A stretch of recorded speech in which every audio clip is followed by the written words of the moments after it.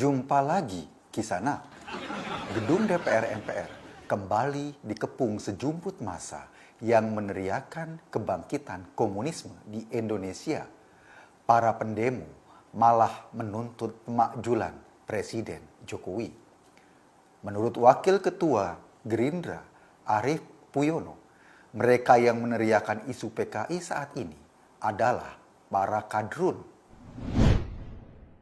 Pancasila, Pancasila, satu, ketuhanan yang Maha Esa, ketuhanan yang Maha Esa, dua, kemanusiaan yang adil dan beradab, kemanusiaan yang adil dan beradab, tiga, persatuan Indonesia, empat, permusyawaratan yang dipimpin oleh hikmah, kerakyatan yang dipimpin oleh hikmah. Benar juga kata Arief Puyono. Sudah menjadi rahasia umum, para pendemo tersebut selama ini paling gencar mengkampanyekan khilafah di Indonesia. Mereka selalu menuntut Pancasila diganti dengan sistem khilafah. Tapi Kisanak, entah ada angin apa, tiba-tiba kini mereka demo seolah-olah membela Pancasila. Apakah ini tanda-tanda khilafah baru saja ikut penataran P4 pola 48 jam, lalu khilafahnya mendapat hidayah. Entah itu hidayah sinetron atau hidayah Nur Wahid. Kisanak yang budiman, jika kita telusuri, memang sekarang masih banyak orang demo anti PKI. Bisa dikatakan bahwa demo itu sudah telat 45 tahun, harusnya dilakukan 45 tahun yang lalu. Sebab PKI sudah dibubarkan dari Indonesia sejak tahun 1965. Jangan-jangan karena kebiasaan mereka yang sering telat, mereka juga berharap almarhum Soeharto diangkat kembali menjadi Presiden Republik Indonesia. Demo ini kabarnya juga melibatkan anak-anak di bawah umur yang akhirnya terlantar di sekitar gedung DPR. Anak-anak itu dibawa menggunakan truk dan akhirnya tidak bisa pulang ke rumahnya karena nggak ada ongkos untuk pulang. Mungkin setelah itu Kisanak, mereka akan kembali menyalahkan Jokowi. Alasannya, dalam Undang-Undang Dasar kita, anak-anak terlantar wajib dipelihara oleh negara. Sebetulnya banyak yang protes Kisanak. Demo itu sama sekali tidak mengindahkan social distancing atau physical distancing. Tapi kelompok mereka berkelit. Mereka beralasan, social distancing itu hanya pantas untuk anak SOS. Sementara physical distancing itu khusus untuk anak IPA.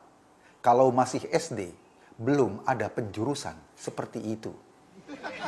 Kisahnya, selain dikenal dengan istilah kadrun, kelompok ini juga dikenal dengan sebutan salawi atau semuanya salah Jokowi. Ketika masjid dibatasi untuk sholat jemaah karena COVID-19, yang disalahkan adalah Jokowi.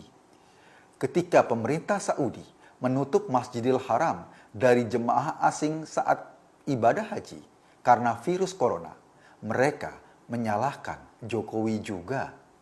Ketika mereka nggak punya duit karena malas bekerja, yang disalahkan Jokowi.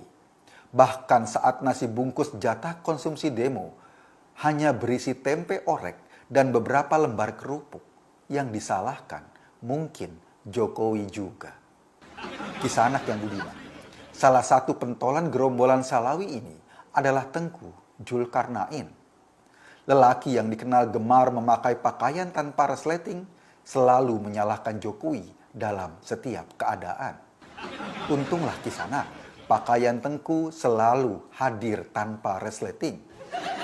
Masalahnya, kalau dia kejepit resleting, jangan-jangan yang akan disalahkan Jokowi juga.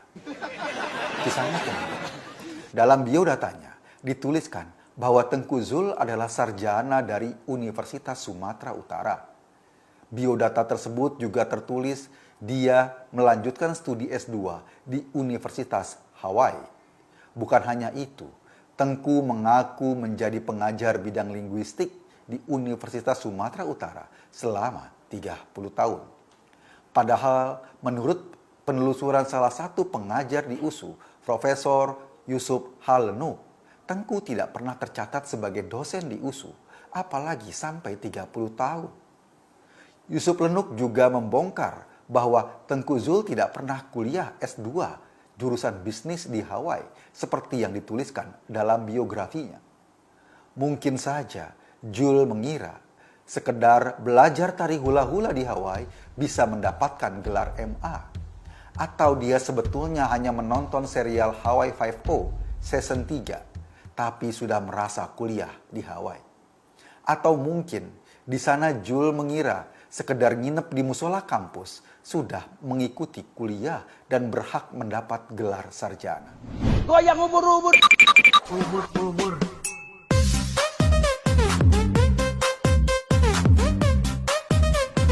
Kisah anak yang ini, kita ikuti berita selanjutnya. Isinya mengenai ceramah seorang mu'alaf, Stephen Indrawibowo. Penceramah itu mengakui bahwa ia pernah ditawari uang 100 miliar agar mau kembali ke agama lamanya. Tentu saja Stephen tidak menceritakan siapa yang mau memberikan uang sebesar itu kepadanya. Atau bagi Stephen, pindah agama itu seperti proses pemain sepak bola Liga Inggris yang harus bayar dana transfer. Sebagai informasi, bursa transfer sampai saat ini rupanya masih berlangsung seru.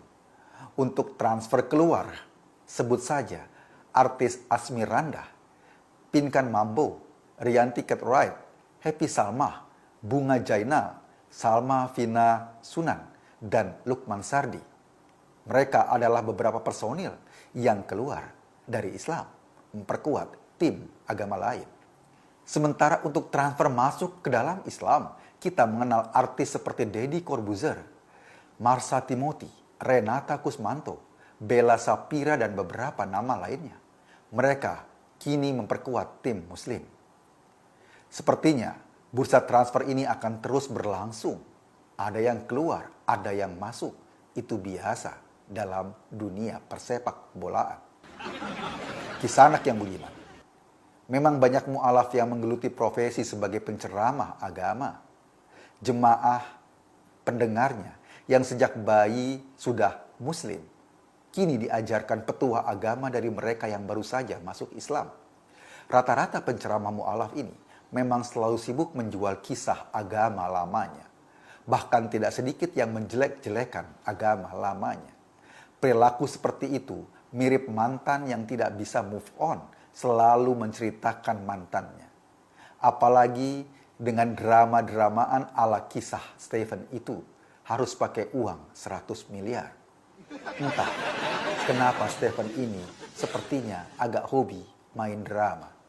Padahal kisana, kalau diperhatikan, wajah Stephen juga nggak Korea-Korea amat. Demikianlah berita kali ini. Anda sedang berada di channel paling update seangkasa raya. Lemesin aja, Jun. Terima kasih.